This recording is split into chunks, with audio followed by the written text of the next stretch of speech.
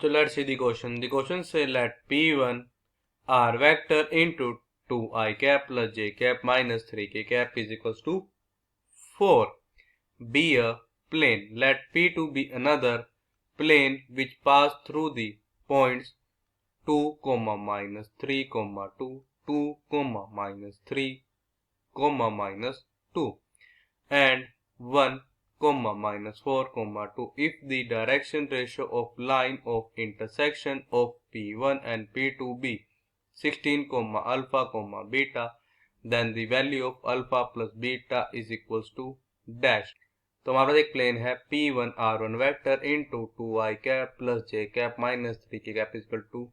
4. हमारे पास एक another plane है P2 के हमारे पास हो रहा है point 2, minus 3, 2, 2, minus 2, minus 3 and 1, minus 4, 2.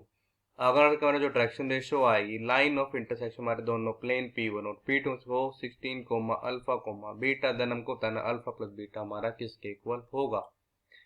Firstly I will tell you key concept, और एक ही कॉन्सेप्ट आपकी हेल्प करेगा इस क्वेश्चन को सॉल्व करने में. तो हमारे पास यहाँ पे की कॉन्सेप्ट ये है कि प्लेन है P1 R वेक्टर इंटू है A I cap plus B J cap plus C K cap. This is equals to P1. और हमारा एक अनदर प्लेन है P2 R vector into A1 I cap plus B1 J cap plus C1 K cap which is equals to P2. तो हमारे पास देखा क्या आएगा यहाँ पे की यहाँ पे कहीं डायरेक्शन रेशो होंगी. Direction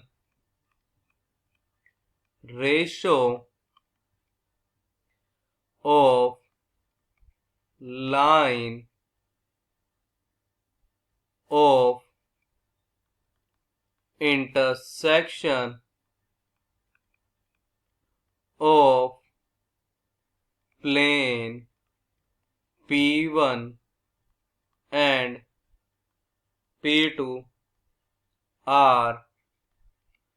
along vector A I cap plus B J cap plus C K cap. इसका क्रॉस प्रोडक्ट हमारे पे आ जाएगा इसके साथ. इसके आ जाएगा A1 I cap plus B1 J cap plus C1 K cap. ये था हमारा first key concept. Now the second key concept is equation किसकी प्लेन की. Equation of plane passing through, जो करता हमारा 3 पॉइंट से पास करता होगा. पासिंग थ्रू पॉइंट्स हमारे फर्स्ट पॉइंट है यहाँ पे x1, y1, z1. Second point है x2, y2, z2 एंड हमारे पे थर्ड पॉइंट है x3, y3, z. तीनों पे यहाँ पे कैसे आएगी वो हमारे फाइंड यहाँ पे कह रहे हैं डिटर्मिनेंट निकाल लेंगे. Determinant of matrix whose elements are x minus x1, x2 minus x1, x3 minus x1, y minus y1, y2 minus y1 and y3 minus y1, z minus z1, z2 minus z1, फिर आ जाएगा z3 minus z1 और ये वाला determinant equal होगा 0 के. हम करेंगे इन दोनों की कॉन्सेप्ट की हेल्प से अपने क्वेश्चन को सोल्व करेंगे. अब देखो जो हमारा प्लेन है P1 हमारे पास इसकी इक्वेशन गिवन ये है कि R वेक्टर इनटू हमारे पे था 2 times of I cap plus J cap minus 3 times of K cap. अब हम फाइंड करें, फाइंड करते हैं हमारे पास जो प्लेन है P2 उसकी इक्वेशन, तो क्या पे determinant of the matrix whose elements are, क्या यहाँ पे x माइनस x1 की वजह यहाँ पे x माइनस 2, बचेगा y माइनस y1, बचेगा y माइनस ऑफ माइनस 3 की बचेगा y प्लस 3, फिर बचेगा यहाँ पे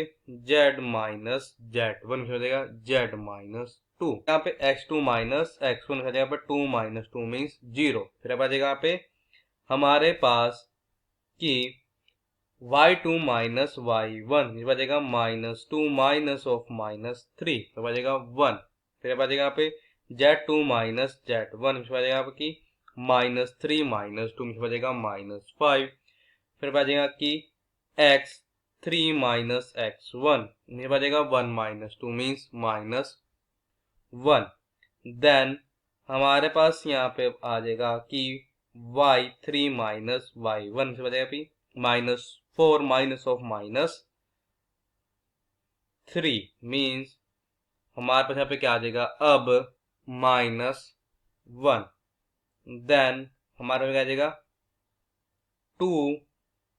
माइनस 2 मीन्स 0, और ये हमारे पास होगा 0, ओके, तो हो जाएगा कि दिस इम्प्लाइज दैट कि x माइनस 2 इंटू आ जाएगा पे 1 मल्टीप्लाई 0 मीन्स 0 हो जाएगा minus of minus 1 multiply minus 5 means हो जाएगा माइनस 5, फिर आ जाएगा हमारे पास यहाँ पे कि minus of y plus 3 and this is multiply हो जाएगा पे 0 मल्टीप्लाई 0 मीन्स 0, फिर आ जाएगा minus of minus 1 multiply minus 5 means आ जाएगा हमारे पास यहाँ पे माइनस 5, यहाँ पे प्लस z माइनस 2 इंटू बचेगा हमारे पास अब यहाँ पे 0 मल्टीप्लाई माइनस 1 मीन्स 0, फिर यहाँ पे minus of minus 1 multiply 1 means बचेगा 1, and this is equal to क्या बन जाए इक्वेशन ऑफ प्लेन, अब हमारे बन जाए कि इक्वेशन किसकी, हमारे प्लेन P2 की इक्वेशन ऑफ प्लेन P2 वो हमारे पे क्या आ जाएगी इस हो जाएगा कि माइनस 5x प्लस 10, फिर आ जाएगा हमारे पास प्लस 5y, फिर आ जाएगा प्लस 15, फिर आ जाएगा plus z minus 2, this is equal to 0, आ जाएगा कि this implies that minus 5x plus 5 times of y, फिर यहाँ पे प्लस z यहाँ पे 10 प्लस 15 मीन्स 25, 25 फिर यहाँ पे माइनस 2 मीन्स 23, मुझे यहाँ पे plus 23, this is equals to 0, तो रहेगा दिस इम्प्लाइज, इम्प्लाई करने पे क्या जाएगा कि 5 times of x minus 5 times of y minus z, ये हमारे से हो जाएगा 23 के, रहेगा दिस इम्प्लाइज दैट कि x i cap plus y j cap plus z k cap dot product with हमारे जब क्या आ जाएगा कि 5 i cap minus 5 j cap minus k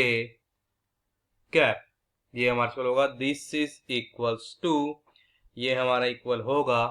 23 के, यहाँ पर जाएंगे हमारी प्लेन P2 किसको लिखते हैं, हम लिख सकते हैं कि r vector dot product with 5 times of i cap minus 5 times of j cap minus k cap is equals to 23, ये है हमारा प्लेन P2, हमारे प्लेन P1 की इक्वेशन यहाँ पे थी कि r वेक्टर इसका डॉट प्रोडक्ट था 2 i cap plus j cap minus 3 k cap is equals to 4 के साथ, तो हमारे क्या आ जाएगा अब कि डायरेक्शन जब कहेंगे रेशो आएंगी, direction ratio of line of intersection are along vector की कॉन्सेप्ट कहीं पे आ जाएगी determinant of the matrix whose elements are I cap, J cap, K cap. तो आ जाएगा 5 minus 5 minus 1, 5 minus 5 minus 1, then बचा यहाँ पे 2 1 minus 3, 2 1 minus 3. तो अब ये हमारा से इक्वल हो जाएगा, दिस इज इक्वल हो जाएगी आई कैप इनटू हमारे पे आ जाएगा अब यहाँ पे कि -5 मल्टीप्लाई -3 मीन्स आ जाएगा 15, फिर आ जाएगा माइनस ऑफ 1 मल्टीप्लाई -1 हो जाएगा 16, फिर आ जाएगा माइनस जे कैप इंटू आ जाएगा 5 multiply -3 minus of 2 multiply -1 means हमारे पास यहाँ पे क्या आ जाएगा अब -13, देन हो जाएगा प्लस के कैप इंट हो जाएगा यहाँ पे 5 मल्टीप्लाई 1 माइनस ऑफ 2 मल्टीप्लाई -5 नीचे आ जाएगा 15. तो ये हमारा इक्वल हो जाएगा 16 आई